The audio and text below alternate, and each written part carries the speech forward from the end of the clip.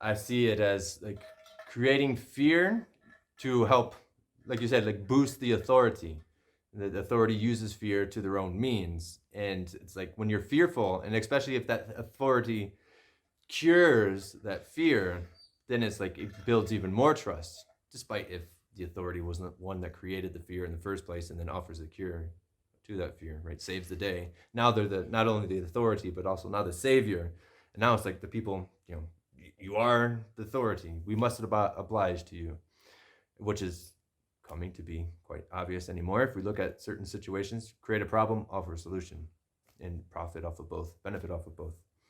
But it's also interesting that you mentioned imagination, because it seems like that's where it's all at. Like you see something in the bush, you hear something in the bush, you're not quite sure, but it's the imagination that creates possibilities based off of the stories we've heard and all these things. What we believe. What we believe as possible, as that thing possibly being. But oftentimes, we tend to see like, it was worse in our minds and our imagination than when it was in real life. Like, fearing of talking on stage, right?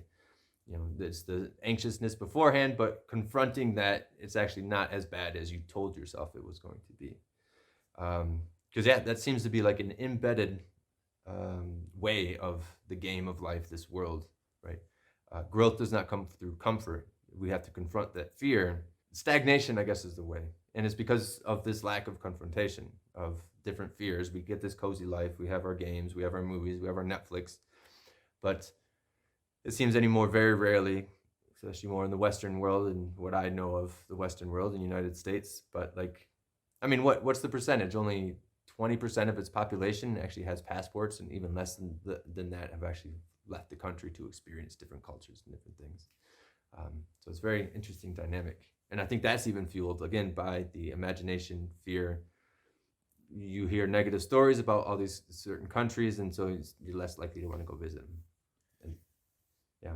Right. Now I'm even thinking of patriotism now, and like the programming of that, going through school and education and always having to put your hand over your heart and pledge allegiance to your country, and you're the greatest country in the world.